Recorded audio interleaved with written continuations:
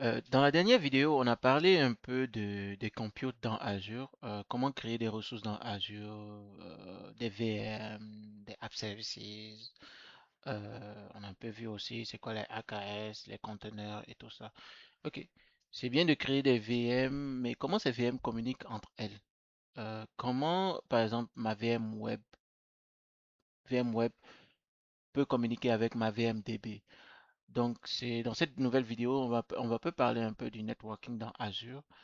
Donc, dans le networking de Azure, je vais vous montrer un peu ce qu'on va faire. Donc, on va voir un peu c'est quoi un VNet, Virtual Network, c'est quoi un subnet, un sous-réseau, un VPN Gateway, ExpressRoute, le NSG qui est le Network Security Group et le Load Balancer. Donc, il y aura trois labs qu'on va faire pour expliquer un peu toute cette architecture en fait. Et donc, il faut comprendre que le networking dans Azure, dans le AZ900, c'est à peu près 35 à 40% dans l'examen. Donc, voilà comment ça va se passer. Hop. Donc, euh, donc là, on va voir c'est quoi un VNet, la théorie. Donc, on va parler des subnets, comme j'ai dit, le networking, le VNet, et VPN. On va aussi parler de la théorie un peu sur les Azure DNS, le load balancer et un tableau de décision. Donc, sans plus tarder, on va commencer. Donc, un VNet, en fait, c'est quoi? Un VNet, c'est ton réseau privé dans Azure, en fait. C'est une segmentation logique dans Azure qui te permet, par exemple, de segmenter tes ressources. Donc, ici, par exemple, on peut voir qu'on a notre VNet qui est le 10.0.0.0/16. C'est notre adressage réseau dans lequel on peut avoir à peu près 65 000 et quelques machines. IP. Donc là, on le segmente, on le subdivise en sous-réseaux, qui est le subnet ici. Donc, par exemple, on peut avoir un subnet web qui sera sur le 10.0.1.0/24. On peut avoir dans lequel on aura nos VM web, on aura par exemple le load balancer, d'autres VM, d'autres services, d'autres ressources qui sont là. On peut aussi avoir par exemple un subnet app, donc qui sera sur le 10.0.2.0/24 et on aura nos différentes VM dessus, nos VM app, nos VM API, etc. Ainsi de suite. Donc, un subnet aussi DB qui sera sur le 3, SQL, etc. Un subnet admin. Donc, c'est à peu près c'est comme ça que le VNet se subdivise. Je vais passer sur mon whiteboard pour vous expliquer un peu plus comment ça fonctionne. Donc, voici un peu dans l'architecture globale. Par exemple, dans un réseau physique en entreprise, qu'est-ce qu'on a d'habitude? On a un switch qui est là et on a nos différents PC qui se connectent, nos différentes machines qui se connectent sur ce switch. Donc, la plupart du temps, c'est des câbles physiques partout. On a une limite au niveau du bâtiment, l'infrastructure coûteuse parce qu'il faut de temps en temps, par exemple, tu as des problèmes avec des prises ou bien des trucs comme ça qu'il faut résoudre. Et il y a aussi la maintenance, changer des switches, etc. Mais dans Azure, comment ça se place? Donc, dans Azure, voilà comment ça fonctionne. Donc, Azure Virtual Network, qui est le VNet. Donc, là-bas, en fait, tu crées ton VNet, ton réseau virtuel. Donc, par exemple, comme j'ai expliqué tantôt, 10.0.0.16, dans laquelle maintenant j'écris mes sous-réseaux. Donc, par exemple, je peux avoir mon subnet web 10.0.1.0/24 sur lequel il y aura mes VM, par exemple, VM Web 1, VM Web 2. Je peux avoir un autre subnet, par exemple, DB, dans lequel j'ai ma VM DB1, VM DB2 qui sera sur le 2.0/24. Donc, ce qui est intéressant, l'avantage, c'est quoi? Tu as un réseau 100% virtuel. C'est disponible dans toutes les régions. Les VNets sont gratuits et c'est isolé par défaut. Donc, c'est bien sécurisé en fait. Donc, ça, c'est un peu comment ça se présente. Si je vais continuer ici avec au niveau des sous-réseaux. Donc, là, on a vu un peu le VNet de manière générale. Donc, quand on va rentrer un peu le découpage de son réseau, donc, imaginons dans Azure, par exemple, je peux créer un VNet qui est là, VNet.tech prod, avec un espace d'adressage qui est 10.0.0.0/16. Donc, comme je disais tantôt, on aura à peu près 65 534 IP disponibles qu'on pourra utiliser.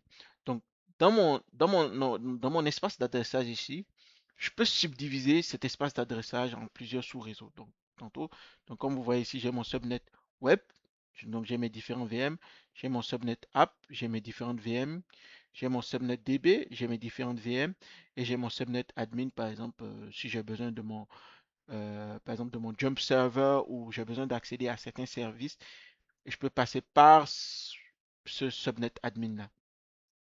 Donc, comme vous pouvez le voir ici, vous allez voir ici que dans les VM web, ça commence toujours par 4, 4, 4. Peut-être vous vous posez la question pourquoi ça commence pas par, disons par exemple par 1. Donc, il faut savoir que dans Azure, quand tu crées un subnet, il y a 5 adresses qui sont réservées. Juste un instant, je vais mettre ça. Il y a 5 adresses qui sont réservées. Donc, il y a d'abord si je suis au niveau de ce sous-réseau, donc j'aurai un 10.0.1.0. Ça, c'est le réseau lui-même. J'ai un 10.0.1.1. Ça, c'est la passerelle gateway. J'ai un 10.0.1.2. Ça sert au DNS, à la résolution de nom. Donc, par exemple, disons que ma VM s'appelle, par exemple, VMweb 1 et son adresse c'est 10.0.1.4 par exemple. Donc, je peux, avec c'est lui qui gère la résolution de DNS en fait. Donc, c'est pour ça que cette adresse est réservée. Après ça, on a aussi 1, 2, 3. On a 10.0.1.3. Ça, c'est une adresse que Microsoft a réservée pour usage futur. Donc, c'est réservé. Je vais mettre réservé ici. Et ensuite, comme pour la fin, j'ai un 10.0.1.255 qui est mon broadcast. Donc, comme vous voyez, c'est 1, 2, 3, 4, 5. Donc, c'est 5 adresses qui sont réservées dans Azure. C'est pour ça que vous allez voir ici, ça commence par, mes VM commencent par 4. Vous avez vu dès le départ, la première adresse. Si je suis dans le sous-réseau 2, ça va commencer par 4 ici. Si je suis dans le sous-réseau 4, ça va commencer par 4 parce que le 1, 2, 3, 4 sont occupés. Donc, c'est un peu ce que je voulais vous montrer au niveau de Subnet. Les Subnets permettent de séparer les réseaux, un peu comme ce que j'ai dit. Et un subnet sous réseau d'environnement, chaque subnet a son propre adressage. C'est ce qu'on a vu. Et Azure réserve 5 adresses IP de subnet, un peu comme j'ai expliqué. Donc, sans plus tarder, on va commencer par notre lab 1. Je vais vous montrer un peu comment on va créer notre VNet, et ensuite nos sous-réseaux. Donc, passons directement au lab.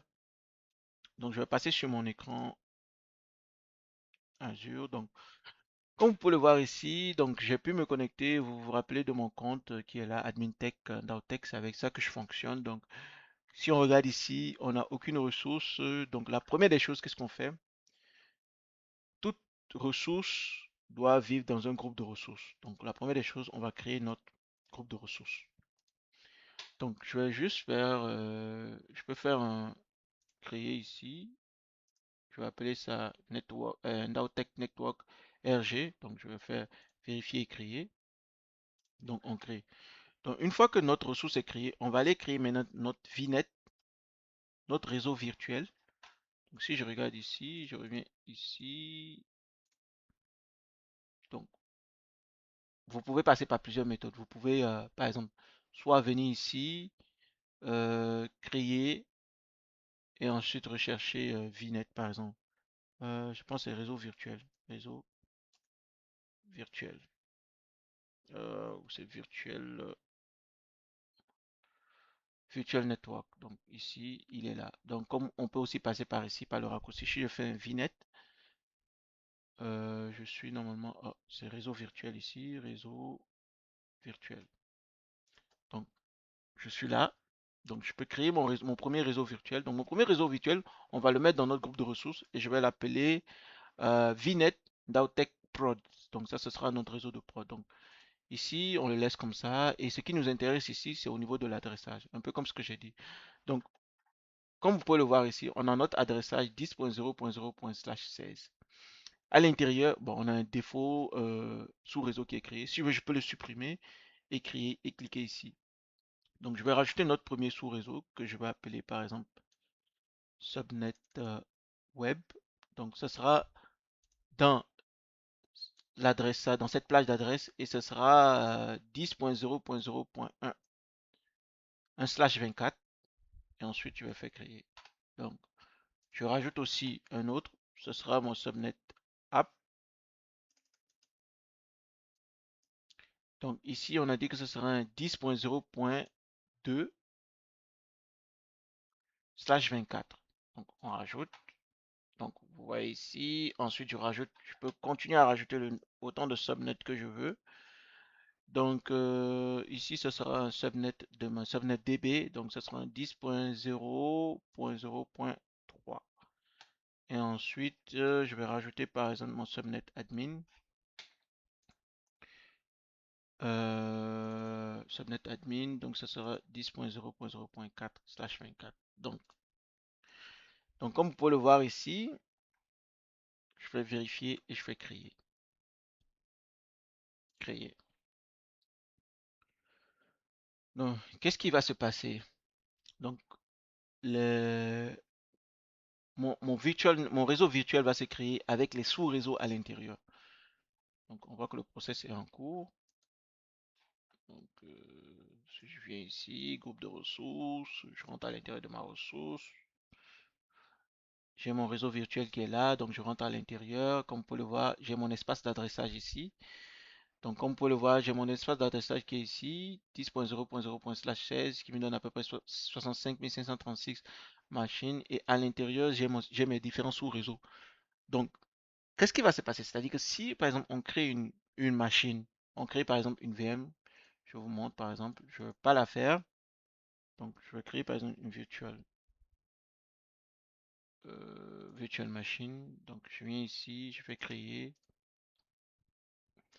Vous allez voir ici qu'au niveau de la partie réseau, je peux choisir le, mon VNet sur lequel je veux que la machine soit créée. Et je peux venir ici choisir mon subnet. Disons que c'est une machine qui sera VM1 Web par exemple. Donc, je vais la mettre dans VM Web. Si c'est par exemple une machine de DB, je vais la mettre dans DB. Donc, c'est à peu près, c'est comme ça que ça va fonctionner en fait. Donc, mais l'objectif ceci, c'est de vous montrer un peu le principe de comment ça fait, donc comment ça fonctionne. Donc, comme vous pouvez le voir ici, donc je vais ici. Donc, j'aurai mes différents sous-réseaux et une fois que par exemple une VM est connectée, vous allez le voir apparaître ici dans une VM. Par exemple, la machine elle s'est connectée par exemple et a reçu telle adresse du tel subnet. Donc, ça c'est un peu comment on crée au niveau de subnet. Mais maintenant, ok, on a créé nos subnets. Mais est-ce que par exemple tout le monde, c'est-à-dire que ma machine est sur Internet, tout le monde peut accéder à ça? Non. Il y a ce qu'on appelle le Network Security Group, c'est lui qui va nous permettre de dire qui peut accéder à telle machine et comment accéder. Est-ce que c'est des ports que j'ouvre, des services, par exemple? C'est comme un peu des ACL en fait. Donc c'est des règles que j'ai définies pour dire, ok, j'autorise le port 80 qui vient d'Internet à pouvoir communiquer avec mon subnet ou mon virtual network au complet. Donc ça aussi, on va le voir. Donc la prochaine étape, c'est de ça, c'est au niveau de NSG. Donc si je reviens ici, comme vous allez le voir ici, donc c'est ça, on va parler un peu de Network Security Group ici. Donc le Network Security Group, donc je vais revenir un peu sur mon whiteboard, je vais vous expliquer un peu le principe des Network Security Group ici. Donc le Network Security Group, c'est comme le pare-feu en fait dans Azure en fait. Qu'est-ce qu'il permet de faire en fait? Il permet de, par exemple, d'autoriser des ports, euh, de laisser passer le trafic ou pas. Donc, j'autorise ou je bloque. Donc, c'est un peu comme vous pouvez le voir ici. Donc, c'est comme si on prend par exemple, c'est comme le videur dans ta discothèque dans Azure. Donc, il vérifie chaque paquet réseau qui entre et qui sort dans ton subnet. Donc, par exemple, ici, j'autorise le port 80, j'autorise le port HTTPS. Par exemple, je bloque le port RDP, je bloque le tout. Par défaut, par exemple, quand tu crées un NSJ, donc par défaut, il y a des règles par défaut qui est la 65 000, celle-ci. De base, elle bloque tout.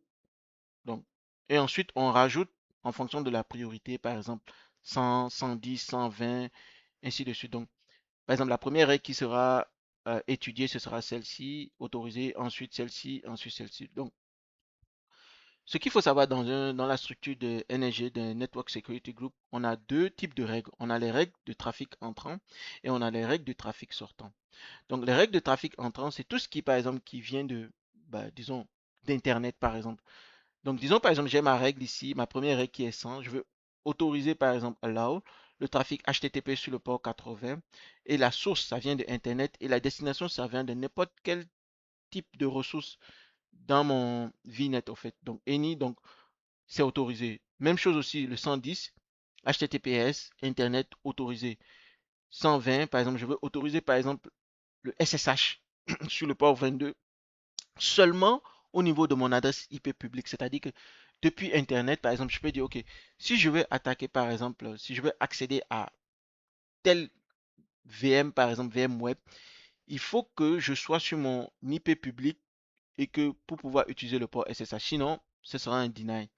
Donc, ici, par exemple, on a un port, par exemple, disons que j'ai le port 200 pour le deny. Je ne veux pas que quelqu'un puisse accéder à mes VM via RDP. Donc, je bloque sur le port 339,99. Donc, n'importe où ça vient, n'importe où ça va, tu bloques. Donc, ensuite, on a par exemple les ports par défaut qui sont. Quand tu crées un NSJ, il y a des règles par défaut qui sont créées. Donc, il y a le 65 000 et le 68 500. Donc, le 65 000, c'est le VNet en fait. Donc, c'est ce qui permet par exemple à nos différents sous-réseaux de communiquer entre eux. Donc, la communication passe entre eux. Donc, si il n'y avait pas cette règle, comme vous pouvez le voir ici, allow, la communication ne pourra pas être faite. Donc, ça va aussi du principe au niveau des règles du trafic sortant aussi. Donc, la plupart du temps, tout le trafic sortant est autorisé par défaut. Donc, toutes les VM peuvent accéder directement à Internet, sauf si on veut vraiment bloquer. Par exemple, je peux dire que ma VM, par exemple, DB, elle n'a pas besoin forcément d'avoir accès à Internet. Elle n'a pas besoin d'avoir accès à Internet. Donc, je peux la bloquer, en fait. Je peux faire ce genre de règles, en fait. Donc, où est-ce qu'on applique le NSG? Le Network Security Group s'applique sur le subnet. C'est ce qui est recommandé par Microsoft. Mais on peut aussi directement l'appliquer directement sur la carte réseau. Donc tu peux faire une imbrication, par exemple, tu as un subnet. Par exemple, j'ai mon subnet.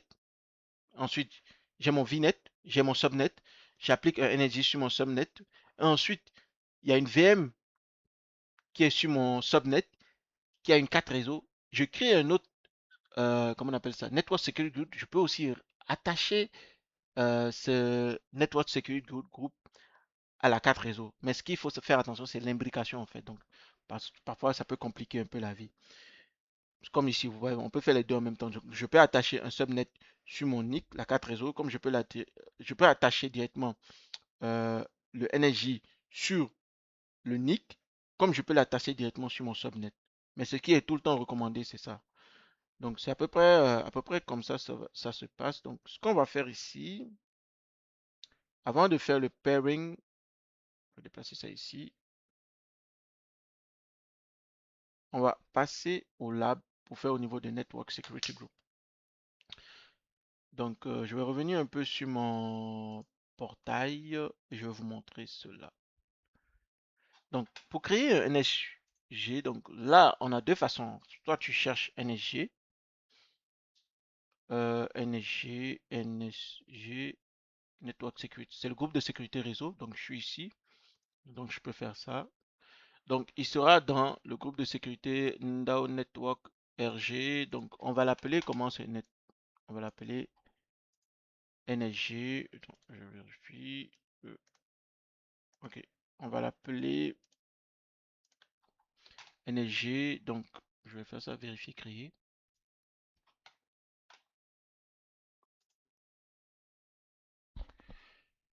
Donc, vous allez voir que la création est en train d'être faite. Donc, si je reviens ici au niveau de ma ressource, donc vous allez voir que je rentre dans mon groupe de ressources. Ici, hop, je vais aller directement je vais aller dans groupe de ressources. Je rentre dans mon groupe de ressources. Vous allez voir ici que j'ai mon NSG qui est là, qui a été créé. Donc j'ai mon réseau virtuel qu'on a créé premièrement, maintenant mon NSG.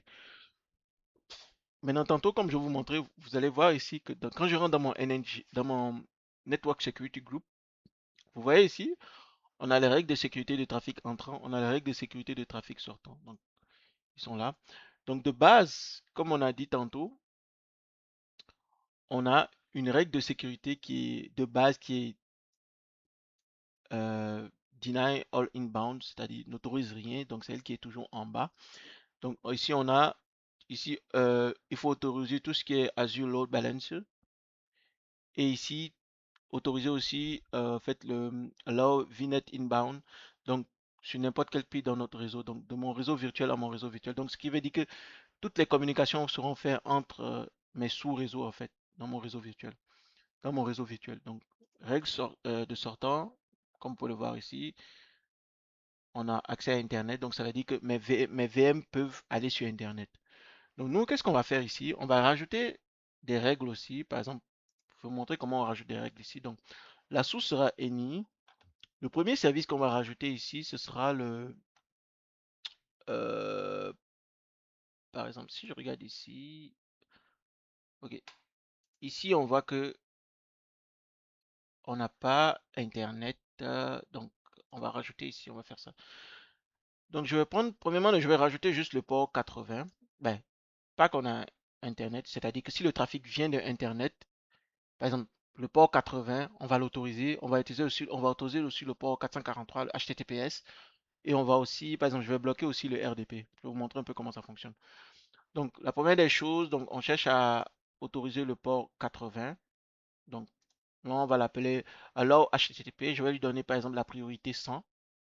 Et je vais autoriser.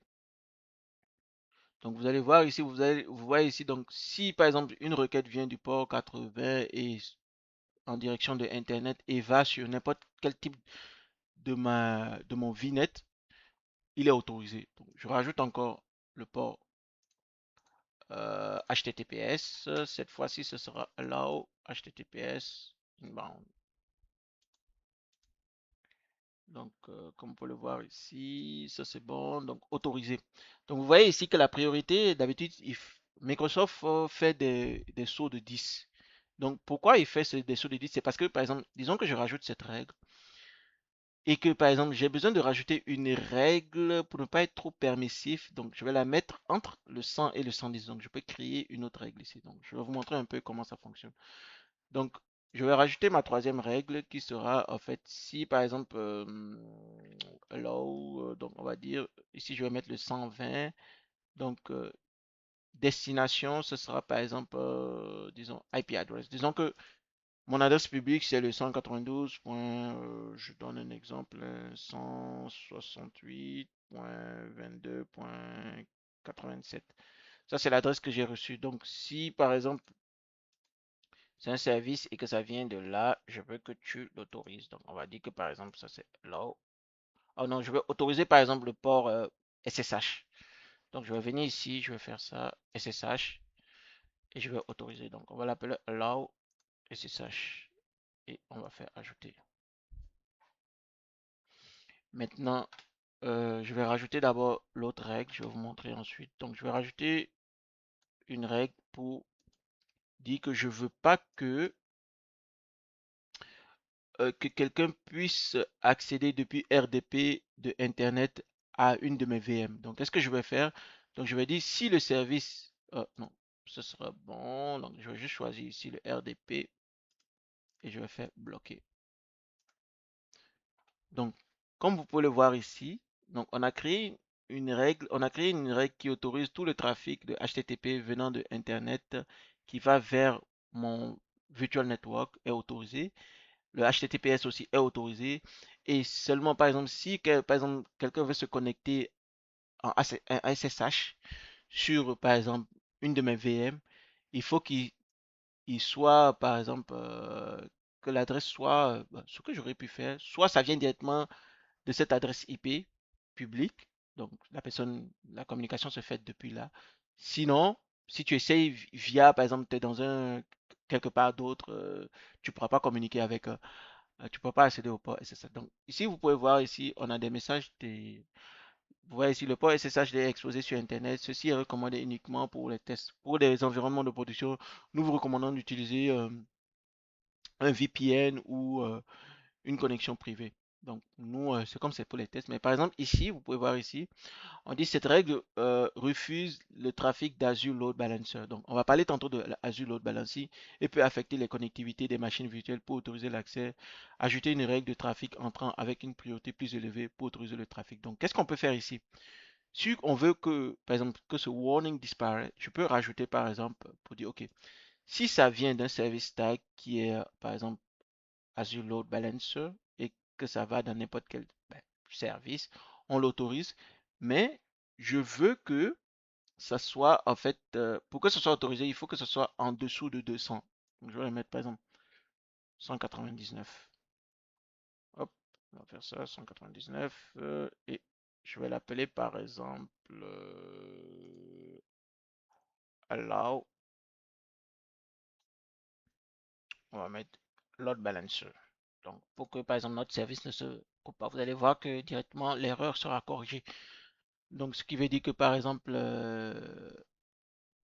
le, tout ce qui est load balancing peut être autorisé maintenant au niveau de ce trafic-là. Donc, ça, c'est un peu ce que je voulais vous montrer ici. Maintenant, OK, on a notre, regardez ici, on a notre VNet, notre réseau virtuel, mais on a notre énergie.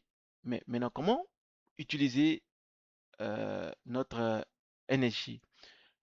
Pour utiliser notre énergie, on peut venir ici, on peut dire, oh, par exemple, je viens ici, sous réseau, et je peux associer, par exemple, à mon VNet, par exemple, à mon subnet ici. Si je peux dire, par exemple, je peux dire que, OK, je vais associer, par exemple, le NSG web là, je vais l'associer juste à mon subnet web. Donc, je fais ça.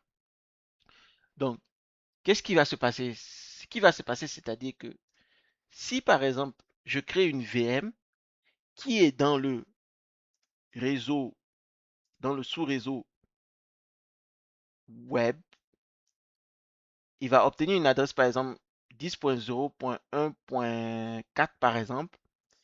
Et comme vous pouvez le voir ici, il est associé directement à mon Energy Web. Donc, c'est-à-dire que tout le trafic qui va venir d'Internet, ça va passer par exemple, par disons, cette firewall, cette règle qui va vérifier est-ce que c'est autorisé, est-ce que j'autorise ou pas. Donc, c'est comme ça un peu que ça fonctionne dans tout ce qui est VNet, tout ce qui est NSJ et tout. Donc, c'est à peu près ça. Donc, maintenant, imaginons par exemple, OK, j'ai mon, j'ai mon virtual network ici de prod. Donc, disons que par exemple, je décide de créer par exemple un autre VNet. Donc, qu'est-ce que je vais faire? Je vais faire ça. Je peux dire réseau virtuel. Oh, c'est virtual network. Donc, celui qui est ici, je fais créer ici. Donc, il va le mettre dans le NSG Work. Et ici, je vais l'appeler par exemple VNet Nowtech Dev. Donc, l'adressage ici, je pense que je vais le mettre dans le 10.1.0. Donc, je vais d'abord supprimer ça et je vais faire, ouais, je vais faire ça comme ça et je vais vous expliquer ensuite ce qu'on va faire. Donc, là, je suis en train de créer mon deuxième réseau virtuel. Donc, je reviens ici dans mon NSG. Comme vous pouvez le voir ici, maintenant, on a nos deux réseaux virtuels. Donc, ici, par exemple, toutes les machines qui sont dans ce réseau virtuel communiquent seulement avec les machines qui sont dans ce réseau virtuel. Les machines qui sont dans ce réseau virtuel communiquent seulement. Maintenant, comment on fait, si je veux par exemple communiquer une VM prod avec une VM dev, par exemple, pour accéder à certaines ressources, qu'est-ce que je fais? C'est là qu'on parle du principe de pairing. Je vais vous montrer un peu le principe de pairing. Donc, je vais revenir ici. Donc là, on a vu ça. Donc là, on va le voir après. Donc, je vais juste revenir sur mon whiteboard. Je vais vous expliquer. Donc, ce sera au niveau de notre lab 3. On va parler un peu de VNet pairing. Donc, comme vous pouvez le voir ici, donc, j'ai mon VNet production que j'ai créé, qui est sur le 10.0.0./16. À l'intérieur, j'ai mes subnets qui sont dedans. J'ai ma VM web qui est sur le 1. J'ai ma VM app qui est sur le subnet 2. J'ai mon SQLDB qui est sur le subnet 3. Maintenant, imaginons ici, maintenant, je viens de créer mon VNet développement. Donc 10.1.0.0./16. Donc j'ai ma VM dev qui est sur le 10.1.1.4. Ma VM test qui est sur le 10.1.2.4. J'ai ma VM dev sur le 10.1.2.4. Le problème, c'est que il n'y a pas de communication entre les deux. Pour qu'il y ait une communication, il faut que on crée un VNet. Et c'est quoi un VNet? C'est comme une communication privée qu'on crée entre les deux réseaux virtuels en fait pour qu'ils puissent communiquer entre eux. Sinon, de base, ils sont séparés. Ils ne peuvent pas communiquer entre eux. Donc, comme vous pouvez le voir ici, bah, l'exemple que je peux donner, c'est comme, je ne veux pas trop mélanger, c'est un peu comme les VLAN. Donc, on a le VLAN 10, on a le VLAN 20. Donc, les deux VLAN ne peuvent pas communiquer, mais si je fais un inter-VLAN, donc je peux communiquer avec, bah, je peux créer comme une interconnexion pour pour que la communication soit faite. Donc, c'est à peu près ça. Mais oubliez ça, en fait. Dans Azure, c'est comme ça que l'architecture fonctionne. Si tu veux faire communiquer deux VNet, il faut que tu crées un pairing. Donc, c'est un réseau, c'est comme c'est privé, en fait, entre les deux. Donc, ce qu'il faut comprendre sur les VNet, c'est quoi? Sur le pairing, c'est quoi? C'est que l'adressage ne peut pas se chauffecer. C'est-à-dire que je ne peux pas créer, par exemple, ici mon VNet 10.0.0.0.16 et je viens aussi créer un autre VNet 10.0.0.16 et j'essaye de faire le pairing. Ça ne va pas fonctionner parce qu'il y a un chevauchement. Donc, c'est ça qui est ici. Donc, pour que ça fonctionne, il faut que ce soit un 10.0.0.0.16 et 10.1.0.16, ça va fonctionner. 10./.2.0.16, ça aussi, ça va fonctionner. Mais tu ne peux pas faire 10.0.0/16 et 10.0.0/16. Ça va pas fonctionner. Donc, ce qu'il faut aussi comprendre, c'est quoi? Le pairing n'est pas transitif. Qu'est-ce qu'on veut dire par transitif? C'est-à-dire que si je fais, disons que j'ai trois VNet. J'ai VNet A, VNet B et VNet C. Donc, je fais un pairing entre VNet A et VNet B. Et je fais un pairing entre VNet B et VNet C. Ça ne signifie pas que VNet A peut communiquer avec VNet C. C'est pas comme ça. Il faut que tu crées un pairing entre VNet A et VNet C pour que la communication soit faite. Ce qu'il faut aussi comprendre, c'est que le VNet, il fonctionne entre les régions. Donc, Canada, par exemple, Central East, et aussi, il porte aussi le Crossing Region. Donc, si je suis dans une autre région, euh, Ouest par exemple, je peux faire un VNet pairing aussi. Donc, c'est à peu près ça. On va passer au lab pratique. Je vais vous montrer comment ça fonctionne.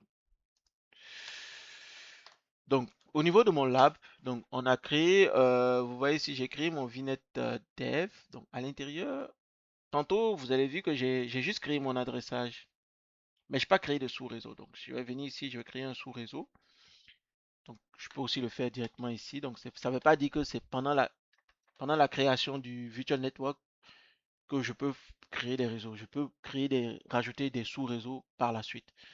Donc ici, par exemple, nous, on va créer un subnet dev. Est-ce que je suis sur le bon écran? Oui.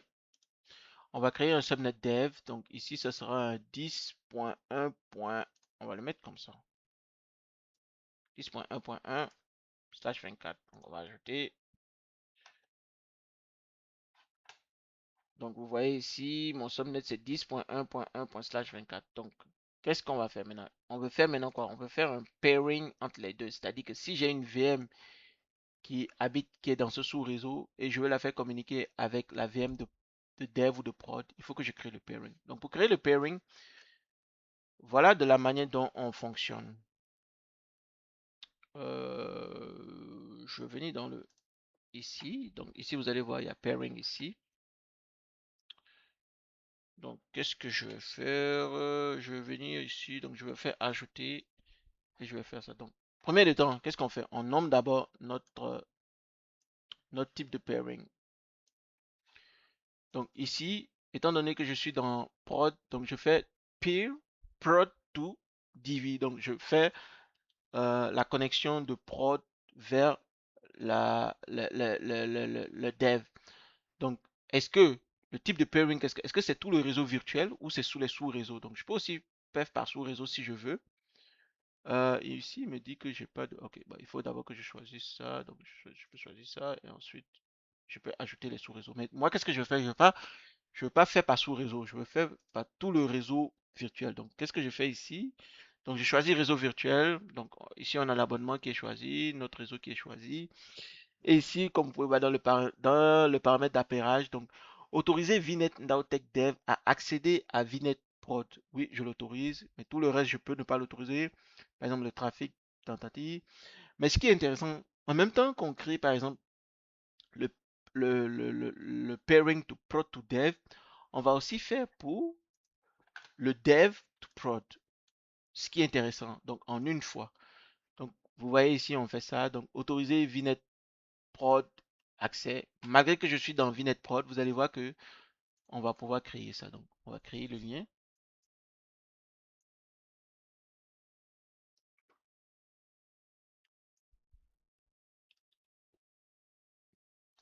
Donc, la création est en cours. Donc, je peux revenir au niveau de mon groupe de ressources pour vous montrer un peu qu'est-ce qu'on a. Donc, on a nos deux. Donc, là, on dit que la création, le pairing réseau a été faite. Donc, si je vais dans mon prod et je vais dans pairing, vous allez voir qu'il y a la synchronisation est là. Donc, P dev to prod est synchronisé et c'est le nom du réseau virtuel distance, c'est VNet Nowtech. Maintenant, si je vais sur Nowtech Dev et que je vais dans Pairing, vous allez voir que c'est le sens inverse qui est fait. Hop, attendez. Ah, voilà, c'est actualisé. Donc, ça a pris un certain temps, mais c'est ça. Donc, Peer Prod to Dev, vous voyez. Donc, Peer Prod to Dev, donc, c'est interconnexion en fait. Mais je peux aussi autoriser le trafic d'un côté, hein. Vous avez vu dans les paramètres, donc je pourrais dire, par exemple, je ne veux pas que le trafic, que ce soit fasse seulement dans un seul sens, mais pas dans le sens inverse. Donc, c'est comme ça qu'on crée un peu les réseaux virtuels, les networks, les NSJ. Donc, je pouvais, par exemple, comme j'ai créé le NSJ Web ici, je pourrais créer un autre NSJ, je sais pas, ou je crée juste un NSJ à l'intérieur. Je peux l'associer aussi à celui de Dev et faire des règles pour restreindre, en fait, les accès, en fait. Donc, ça, voilà un peu au niveau du pairing. Donc, je vais re-switcher sur mon whiteboard. Donc, on a vu un peu le pairing avec mon stylo. Donc, je redescends ici. On va voir un peu les. Hop, un instant. Je vais déplacer ça ici. Donc, on va voir un peu les VPN Gateway, ce qu'on appelle les VPN Express Route. Tantôt, je vous montrer un peu sur le PowerPoint. On était à quel niveau? Donc, on était là. Donc, ici, quand est-ce qu'on a besoin, c'est quoi un VPN Gateway, un VPN Express Route, c'est quoi exactement dans Azure? Par exemple, j'ai mon environnement on-premise et je veux le faire communiquer avec mon réseau Azure. Il y a deux manières de faire la communication, de créer de communication. Soit tu utilises un VPN Gateway, c'est une connexion Internet chiffrée, soit tu utilises un Express Route. Maintenant, c'est quoi la différence entre les deux? Donc, je vais passer sur mon whiteboard pour vous expliquer un peu la différence. Donc, comme vous pouvez le voir ici, donc il y a deux options pour faire cela. Donc, j'ai mon environnement on-premise ici. Donc, disons que j'ai mon centre de données ici, j'ai mes serveurs physiques, mes bases de données, mes utilisateurs, mes ressources internes.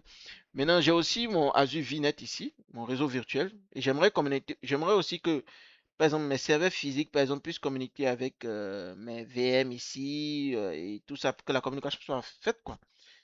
Comment je fais cela, en fait? Il faut que je crée je dois créer un VPN Gateway ou un Express Route. La différence entre VPN Gateway, c'est quoi, un Express Route? C'est que pour le VPN Gateway, c'est que le trafic passe par Internet. Mais c'est un trafic chiffré en fait. Donc c'est chiffré, ça passe par Internet. Donc Ça coûte à peu près 30 dollars par mois. Donc le déploiement est rapide. Le débit, c'est jusqu'à 10 gigabits par seconde. Et la qualité, en fait, la qualité du trafic dépend vraiment de Internet, de la qualité de Internet. Donc la deuxième option qui s'offre, c'est vraiment ExpressRoute. Donc tu as ton data center ici et tu veux le faire communiquer avec ton Azure. Donc tu passes par une connexion privée. Donc la connexion ne passe pas par Internet, ça passe par le backbone de Microsoft Même. Donc c'est un circuit privé dédié et tu as un débit jusqu'à 100 gigabits avec un SLA qui est jusqu'à 99,95%, très fiable, mais c'est plus cher, donc tu payes à peu près 50 dollars par mois, déploiement sur plusieurs semaines. Donc c'est un déploiement assez complexe, mais qui peut être fait quand même. Mais une fois la connexion, ça dépend en fait des exigences de ce qu'on exige. Donc c'est comme ça que ça fonctionne à ce niveau. Donc si je reviens dans mon PowerPoint, on avait dit aussi qu'on allait parler un peu des load balancers. Donc, c'est quoi les load balancers? Donc, attendez-moi un instant, je vais juste sur mon wait. Donc, le load balancer c'est des distributeurs de trafic en fait pour la haute disponibilité. La haute disponibilité. Donc, on a par exemple le load balancer qui fonctionne sur la couche 4 du modèle OSI, donc TCP/IP, UDP. Donc, imaginons par exemple j'ai plusieurs VM. Donc, j'ai plusieurs VM qui gèrent par exemple la charge. Donc, j'ai des requêtes qui viennent de Internet. La requête vient de Internet. Elle va frapper d'abord mon load balancer qui va distribuer le trafic. Donc, souvent, il utilise soit du road roaming, health probe, et il y a aussi en fait, le load balancer aussi, le SKU, le basic SKU, lui, il est gratuit. Donc, tu peux avoir le load balancer, tu as le mode interne, tu as aussi le mode public. Donc, je vais passer rapidement sur mon schéma pour vous montrer un peu ce de quoi je parle. Donc, vous voyez ici, donc sans load balancer, qu'est-ce qui se passe? Donc, un utilisateur veut par exemple accéder à mon site web qui est hébergé sur cette VM. Donc, disons qu'il y a par exemple 40 000 utilisateurs d'un coup qui font des requêtes sur mon site. J'ai juste une seule VM. La VM est surchargée, donc les utilisateurs chargent, donc le site est lent, tout devient indisponible, etc. Maintenant, pour remédier à ça, qu'est-ce que je fais? Donc, je peux passer sur le L4, c'est-à-dire sur la couche 4 du modèle OSI, utiliser par exemple le load balancer. Donc, les utilisateurs d'Internet sont là. Donc, entre les utilisateurs et mon site web, qu'est-ce que je mets? Je mets un load balancer qui, lui, dans un premier temps, va recevoir le trafic et va dispatcher maintenant en fonction de mes VM. Donc, ils vont envoyer le trafic ici, le trafic ici, le trafic ici, en fonction du round robin. Donc, les trafics seront dispatchés en fait. Donc, ce qui est intéressant, c'est que ben, lui, il s'exécute sur la couche 4 du modèle OSI. Le SKU, il est gratuit. On a une haute disponibilité. On a aussi le Health Probe. Le Health Probe, c'est quoi? C'est-à-dire que il est capable de checker, par exemple, est-ce que cette VM, elle est disponible. Imaginons que j'éteins cette VM. La VM n'est plus allumée. Donc, il est capable de savoir que oh, cette VM n'est plus allumée, donc je vais juste distribuer le trafic sur ces deux VM. Donc ça, c'est le Health Prop qui gère ça, en fait. Donc, le Application Gateway, lui, il travaille sur la couche 7 du modèle OSI. Donc, lui, qu'est-ce qu'il permet de faire? Il permet de faire du routing sur du HTTP, sur du HTTPS, sur la couche applicative. Donc, disons que je reçois une requête HTTP, ça passe par le App Gateway, l'Application Gateway. Lui, il est aussi doté d'un WAF, donc qui permet par exemple d'éviter par exemple des SQL injections, des attaques qui viennent de Internet en fait, ou bien des DDoS, des DDoS et tout ça. Donc la différence avec le load balancer, le Azure Load Balancer et l'Application Gateway, lui, il est capable de faire du routing. Disons que par exemple, il y a un utilisateur qui fait une requête HTTP au niveau des API. J'ai une VM qui est dans les API, donc je peux directement rediriger toutes les requêtes API vers la VM qui gère les API. Disons, j'ai un autre utilisateur qui fait des requêtes web. Donc, il est capable de rediriger vers le web, ainsi de suite. Donc, l'exemple que je peux donner encore ici, c'est par exemple, j'ai par exemple euh, une VM qui gère des images. Donc, si par exemple un utilisateur fait des requêtes pour avoir accès à des images, donc la VM est redirigée direct uniquement sur la VM qui gère des images, et ainsi de suite. Donc, c'est ce qui est intéressant au niveau de ces applications gateway. Donc, ça s'applique au niveau de la couche 7. Il fait du URL based routing. Il intègre aussi le WAF et il est payant. Donc, c'est ça. Donc, ça, c'est un peu ce qu'on voit au niveau de ces différents trucs. Donc, le reste aussi qu'on a aussi, c'est aussi, on a aussi le Traffic Manager, mais ça, c'est au niveau du DNS global. Donc, il fait entre plusieurs régions, il fait des routings entre les DNS, il peut aussi faire du failover et tout ça. Et on a aussi le Azure Front Door. Donc, lui, il fait du CDN plus du load balances global. Donc, on a une haute performance, on a du WAF intégré, du SSL off-bundling, du Anycast et tout ça.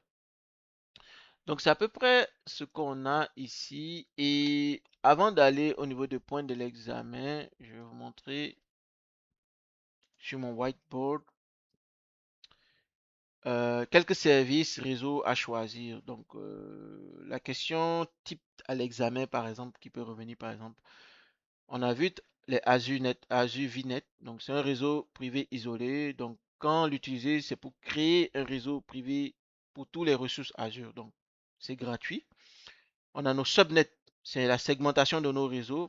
Diviser un VNet en zone web, app, DB, c'est aussi gratuit.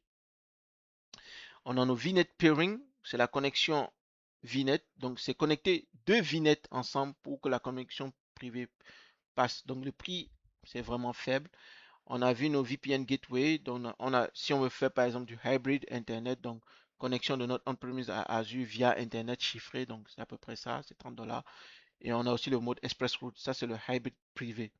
Donc, au lieu de passer par Internet, on passe par un réseau dédié, une connexion privée avec une haute performance. Donc, disons que par exemple, mon entreprise, on a des données de plus de 10 gigabits, donc plus de 40 gigabits qui passent. Donc, on ne peut pas passer par Internet. On est obligé d'avoir un hybrid private qui coûte à peu près 50 dollars par mois. Donc, on a Azure DNS, donc c'est la résolution de nom DNS, gérer les enregistrements DNS des domaines Azure. Bah, le coût aussi est très faible. On a aussi le load balancer, donc le load balancer sur la couche 4 du modèle OSI. Donc ça, c'est la distribution distribué sur le TCP ou IDP entre plusieurs VM. C'est gratuit aussi. Le basique est gratuit, mais si tu veux aller plus loin, ce sera payant. On a l'application Gateway, donc qui fonctionne sur le L7, la couche 7. Donc lui, il permet de faire du routing HTTP et il intègre aussi le WAF pour la protection, donc les injections SQL, DDoS, etc. Et c'est payant aussi. Donc, on a le Azure Bastion, j'ai pas parlé de ça, mais c'est un service sécurisé des VM. Par exemple, au lieu de se connecter au VM ben, avec une adresse IP publique, ben, tu passes par un service dédié Azure Bastion. Par exemple, on aurait pu créer par exemple un subnet Azure Bastion et on configure le service là-bas. Donc, si je veux me connecter par exemple à une VM, je passe par ce service pour me connecter à mon VM. Donc, ça évite d'être que mes VM soient directement sur Internet. C'est comme un jump server, à peu près ça. Donc, on a aussi parlé des NSG, des Network Security Group, des réseaux privés qui nous permettent de créer des règles d'autoriser des trafics ou pas sur les ports. Donc, c'est à peu près ça, c'est à peu près ça, de ça qu'on a parlé sur tout ce qui est rapport avec le networking dans Azure. Donc, apprendre note que dans les points clés pour l'examen de AZ900, donc il y a le Azure VNet. Il faut comprendre que c'est un réseau privé isolé, un peu comme j'ai expliqué. Le subnet, le NSG, les VNet pairing, le VNet gateway, le ExpressRoute, le load balancer, l'application gateway et ben, si je veux accéder par exemple à mes VM sans IP public, sans faire de RDP, SSH, je peux passer par le service Azure Bastion. Donc, c'était en fait la fin de cette vidéo. Donc, n'oublie pas de t'abonner et la prochaine vidéo, on va parler, la vidéo, ce sera sur le stockage Azure, que ce soit sur les blogs, les files, le test, la redondance. Et vous vous rappelez qu'on avait déjà parlé de LRS, ZRS, GRS, GZRS, le hot, le cool, le archive. On va maintenant rentrer plus en détail. On va essayer de configurer, par exemple, faire des labs pratiques pour vous montrer un peu, pour avoir un peu la vue. En fait, dans ce AZ900, moi j'essaie de vous montrer un peu, d'avoir au fait une vue globale. Mais on va rentrer plus en détail quand on sera dans le AZ104. Et je ferai aussi, quand j'aurai fini la formation AZ900, on va passer au AZ104, ainsi de suite, SC300, ainsi de suite. Merci d'avoir suivi la vidéo et on se reparle à la prochaine.